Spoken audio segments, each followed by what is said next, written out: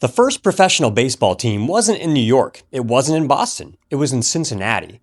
And the very first pro league game ever played, it was won by a team from Fort Wayne. Yep, Fort Wayne, Indiana. And that's just one of the weird, mostly forgotten chapters in how baseball was actually born. Because when most people think about baseball, they picture hot dogs, summer nights, and maybe a kid playing catch in the backyard. It feels quintessentially American. But here's the twist. Baseball didn't just appear out of nowhere in the late 1800s Cincinnati or Fort Wayne. It's the latest version of a very old human idea. Hit something with a stick and then run. And humans have been doing that for a very long time. Long before written history, humans were already throwing things, hitting things, and chasing each other around. You don't need a rule book for that. You just need boredom, sticks, and rocks.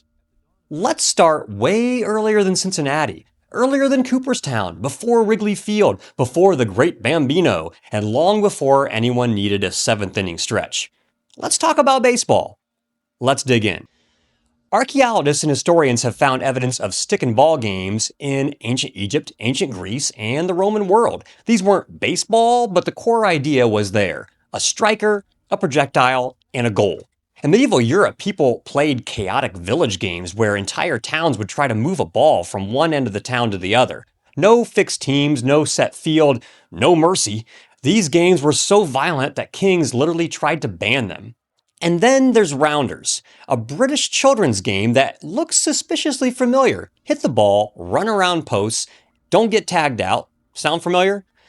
By the time European immigrants arrived in North America, they brought all of these games with them. And in the 1700s and early 1800s, Americans started mixing, tweaking, and standardizing them. And this is where the story gets a little more complicated. For a long time, Americans loved to say that baseball was invented by a single man, Abner Doubleday, in Cooperstown, New York. Doubleday was a real person, and an important one. He was a Union general during the Civil War in the 1860s, later became a national hero, and he lived at exactly the moment Americans were looking for their own homegrown traditions. Decades later, a commission went searching for baseball's origin story, and a secondhand claim surfaced saying Doubleday had written the rules of baseball as a young man. There were no diaries, no letters, no contemporary evidence, so no way to know for sure, but it was a great story, a national game invented by a national hero in a quiet American town. The story is convenient, and quite likely not true. Historians today mostly agree baseball evolved gradually, shaped by many people, not invented overnight. But something did happen in the mid-1800s. People started writing down rules, clubs formed, fields became standardized, umpires appeared, which alone tells you things are getting more serious. At first, though, early baseball didn't look exactly like the game we know today. Pitchers originally threw underhand. Foul balls didn't always count as strikes. Gloves were minimal or non-existent. As organized leagues began to form, especially after the National League started in 1876, the rules tightened. Pitching styles changed, strike zones were defined, umpires gained real authority. By the early 1900s, the essentials were in place. 9 innings, 3 outs, foul balls, counted as strikes, standardized fields, a game that would be instantly recognizable to fans today. And then baseball crossed a line. It became professional. In 1869, the Cincinnati Red Stockings became the first fully professional baseball team. Every player was paid, no pretending, no side hustles, and they were dominant. They went undefeated on a national tour, drawing massive crowds. People paid just to watch them play, which seems obvious now, but at the time was revolutionary. And here's the part that means something to me personally. Baseball's early professional heartland wasn't New York or Boston, it was Ohio and Indiana. Teams with names like the Cincinnati Red Stockings, the Cleveland Forest Cities, and the Fort Wayne Kekiongas popped up across the Midwest. And remember what I said at the beginning, when the first professional season opened in 1871, it was the Fort Wayne Kekiongas who went and won the first league game ever played, beating Cleveland. The game spread along railroads, factories, and river towns. Baseball grew up alongside industrial America. In 1876, the National League formed, the first lasting major professional league. Some teams you'd recognize, and others are basically ghosts now. The league included teams like the Chicago White Stockings, who would eventually become the Chicago Cubs, the Boston Red Stockings, who later evolved into today's Atlanta Braves, and the Cincinnati Red Stockings, already famous from their undefeated tours. But it also included teams like the Hartford Dark Blues, the Mutual Club of New York, and the Louisville Grays. Teams that burned bright for a few seasons and then vanished. Some folded, some moved, some collapsed under gambling scandals or financial trouble. The league we know today isn't the one that started in 1876. It's the one that survived. But survival didn't mean stability. In the late 1800s, a rival league emerged, the American League. At first, it wasn't taken seriously. Then it started signing players, big ones.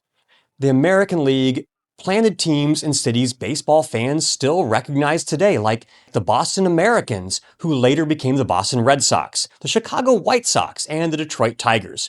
But it also had teams like the Baltimore Orioles, a franchise that would later move and evolve into the New York Yankees. Suddenly, baseball had a problem. 2 major leagues, 2 champions, 1 sport. And that's where the World Series comes in. Why does it exist? Well, with 2 major leagues, the National League and the American League, there was a lot of competing, arguing, and occasionally stealing each other's players. The World Series was basically a peace treaty. Fine, let's settle this on the field. Which honestly sounds like something straight out of a feel-good baseball movie. As the game standardized, something else happened too. Individual players began to shape baseball in ways no rule book ever could. Pitchers like Cy Young dominated so completely that entire strategies had to adjust.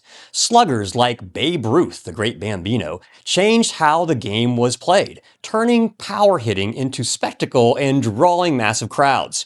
Stars like Mickey Mantle became larger-than-life figures, tying baseball to television, celebrity, and a growing national audience. These players didn't just play the game, they changed it. They forced new rules, new strategies, and new expectations. Then World War II changed everything. As millions of men left for military service, baseball, like much of American life, was suddenly short-handed. But the game didn't disappear. Women stepped in, just as they did in factories and shipyards. They took the field, playing professionally in what became the All-American Girls Professional Baseball League. They packed stadiums, they traveled, they played hard competitive baseball. For a time, they kept the game alive at home, a story later popularized in a Hollywood film, but rooted in very real history. When the war ended, men returned, and the Women's League eventually faded. But it proved something important. Baseball could change and survive. Now, about Cooperstown. Why is the Baseball Hall of Fame located in a small town in central New York?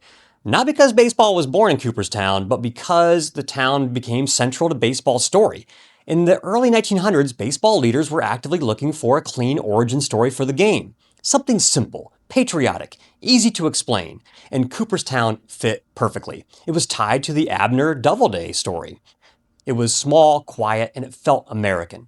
When baseball officials later decided to create a permanent home to honor the game's greatest players, Cooperstown leaned hard into that connection, promoting itself as baseball's birthplace, even as historians quietly raised doubts. And it worked. The National Baseball Hall of Fame and Museum opened there in 1939, and Cooperstown became baseball's symbolic home. Maybe not its real birthplace, but its shrine. People didn't travel there to learn how baseball actually began. They went to celebrate what baseball had become. Baseball continued to change, and there's one more part of baseball's history that really matters here. For decades, some of baseball's best players in the world existed outside the leagues entirely. Because of segregation, black players were barred from Major League Baseball, not by ability, but by policy. So they built their own teams, their own leagues, and their own stars. The Negro Leagues weren't a side story, they were professional, competitive, wildly popular, and full of legendary talent. Eventually, that barrier broke. In 1947, Jackie Robinson stepped onto a major league field and baseball began a long overdue integration. It wasn't instant and it wasn't easy, but it changed the game forever, and it made it better. And even that part of the story took time to fully be acknowledged, which honestly is very human. We like our history neat, but it often isn't.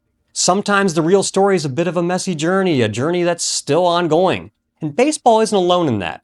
If you look at American sports, you see the same pattern again and again. Messy origins, competing versions, regional loyalties, eventually organization. That's true for baseball, it's true for football, it's true for basketball, and it's true for sports going all the way back to the ancient world. What makes baseball special isn't necessarily that it's uniquely American. It's that it took something ancient, hitting, throwing, running, and turned it into America's pastime. A game with seasons, statistics, traditions, stories passed down from generation to generation. In a way, baseball does what ancient sports did. It creates shared memory. And that's why people still argue about it, still care about it, still pass it on. Not because it's just a game, but because it connects us to something humans have always done. Pick up a stick, hit something, and see what happens next. This is Have to Know History. History you just have to know. Thanks for being here.